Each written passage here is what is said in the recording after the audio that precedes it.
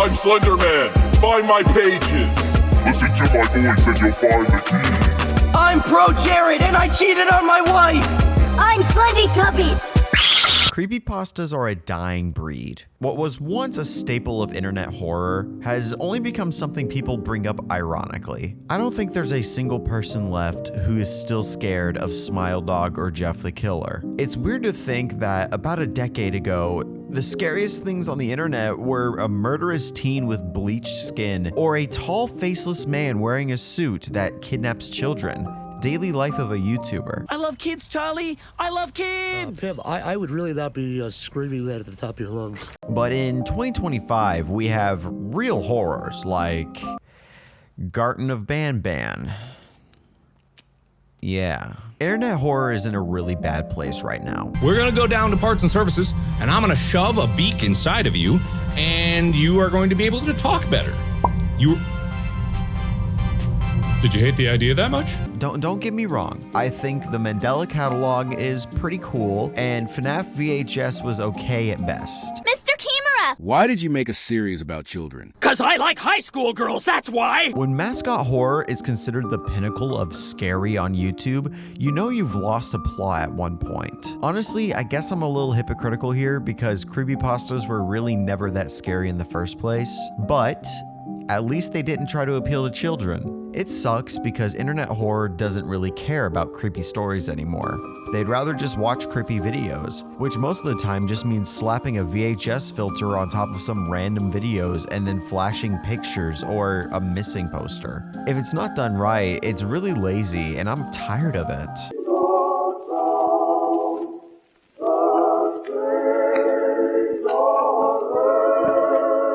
This trend has been going on for almost 5 years, and it doesn't seem to be slowing down anytime soon. So for this video, I want to go back and look at some of these old creepypastas. I know this has been done hundreds of times before, but I have a rebuttal to that. Somebody stop me, I'm stuck in the track. How diggity Lois and make more sons of the mask.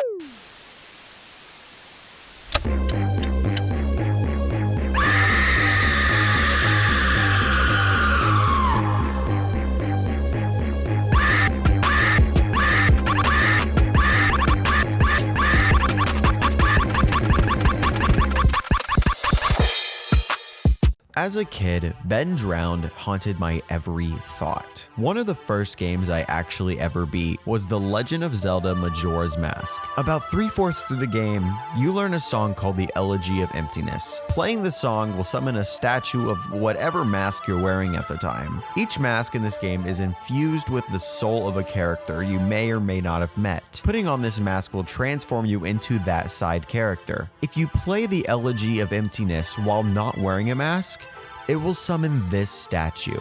I don't know why Nintendo thought this was a good idea. Even as a little kid, I thought this was terrifying. And when I learned that this statue might actually be haunted, I never booted up Majora's Mask again. Ben Drowned originated from a 4chan post on their paranormal board. The story is that upon going to college, the user had absolutely no entertainment besides a Nintendo 64 and one game. Out of pure boredom, he decided to start going to yard sales in hopes of finding something new to play. One of these yard sales had a copy of Majora's Mask, except there was no label on it, it was just written in Sharpie. When he got back to his dorm and booted up the game, there was a single save file by the name of Ben. Starting a new game, the user is greeted with odd gameplay and music playing in reverse. He even accompanied the post with these videos.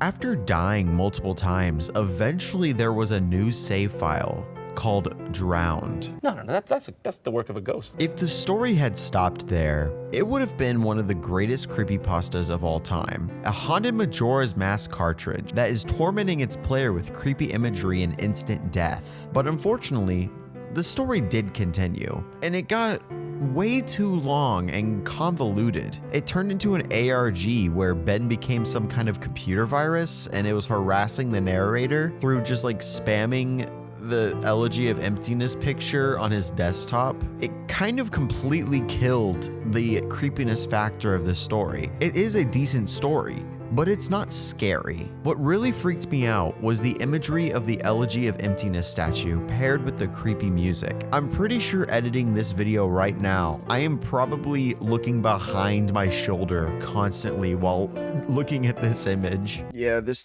fucking sucks. The statue is really creepy on its own, and the idea of it being alive would have probably scared any 9-year-old reading that. Realistically, the story wouldn't scare anyone past the age of 15. But out of all creepypastas, this one is undoubtedly the best one. But trust me, they get really bad really quickly if you look into it.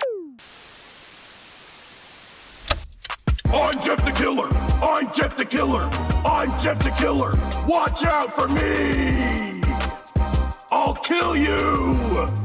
I'm Jack the Killer! As a kid, Jeff the Killer was one of the scariest things you could possibly imagine. A murderous teen who watches you sleep and will only kill you when you wake up and see his distorted, disgusting face. This image itself gave me nightmares, which it kinda sucks because it's probably an edit of this plus-sized woman just to make fun of her, but at the time, it didn't take away from how scary this thing looked.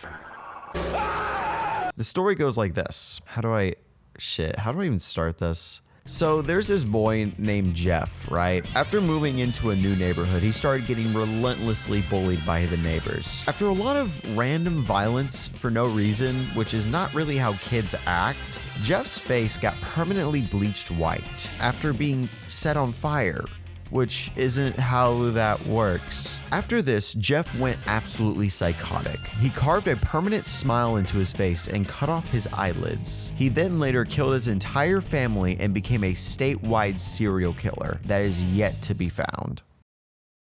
Oh, brother, this guy stinks! Being honest, as of now, this is probably the worst thing I've ever read. I'm not a good writer. It takes me forever to write these scripts because of that. But I could write something better. What really hooked people wasn't the writing, it was the image. No one could really track down the original creator. Some believe it's an edit of this woman, and others think it isn't even connected to that at all. I can kind of see it though. This image spun an entire fan base of Tumblr simps and aspiring horror game creators. If a horror game dev was out of ideas, he would just slap this image as a jump scare and it would be probably just as effective. I can't tell you how many times I've seen this fucking image on 2012 YouTube. Over time, Jeff became more of an ironic meme than anything. The story is bad and the motives are just really, really dumb of his. Like, yeah, he was bullied and he got his face burnt, but why would that turn him into a serial killer?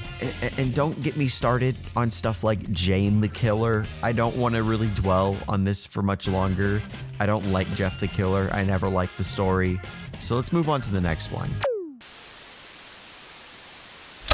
You're faster than your YouTube show, cause I kill tails when they move too slow. I'm aware that your ritual didn't do much, but if you want death, let's go and give it to ya. This section is going to be a little longer than the other ones because Sonic.exe has a really weird history. For some reason to this day, there is still content being made about this creepypasta.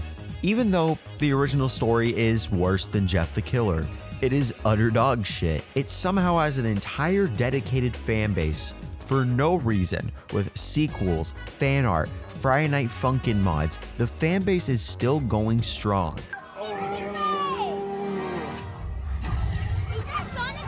The original story reads like a cringe roleplay with one of the worst endings I've ever seen. The narrator turns around and then sees a Sonic plush with blood under its eyes that can talk to him. Then the author decides to clarify that it wasn't Sonic, but it was some entity summoned by a cult. The story is basically just Ben drowned, but with Sonic, and significantly worse. The author finds a random Sonic game disc that goes to his PC.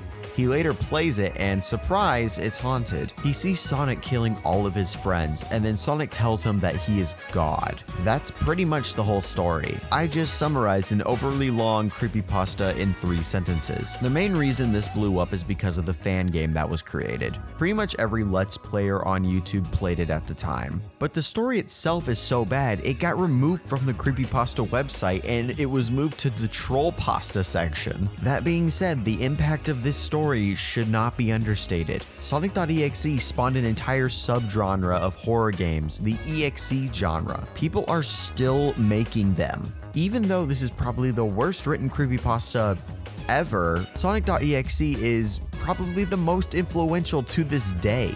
So I guess I salute you, whoever wrote this. You somehow evaded the irrelevancy of all other creepypastas.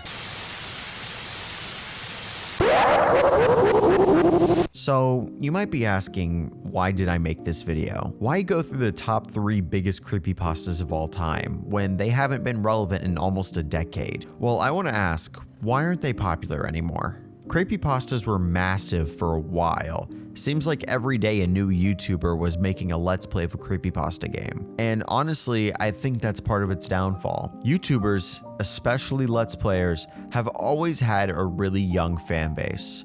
Maybe not so much now, but when this stuff peaked back around 2012, most people watching these were around 12 to 13 years old. And when kids start to obsess over things, that's usually when the internet abandons ship. That's why people moved on from creepypastas. My point still stands though. I hate modern internet horror. But looking back at these old creepypastas, I don't know if internet horror was ever scary. Almost every big creepypasta was horribly written, nonsensical, and cliche. There are probably good stories out there that I just don't know about, but they never got the same attention as the ones I've talked about today.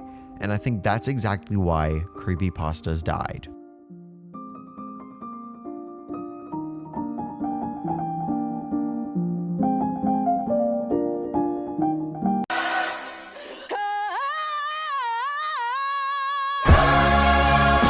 Everything that I felt, praise the Lord.